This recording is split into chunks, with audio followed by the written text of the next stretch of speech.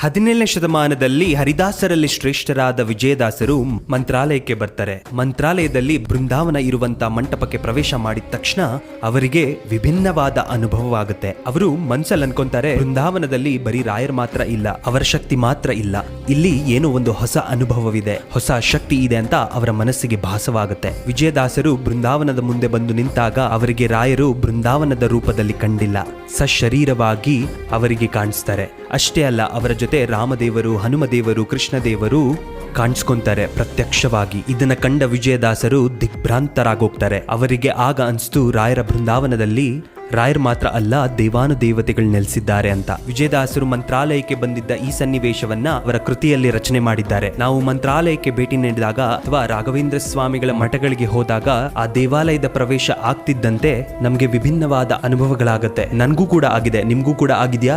ಹಾಗಾದ್ರೆ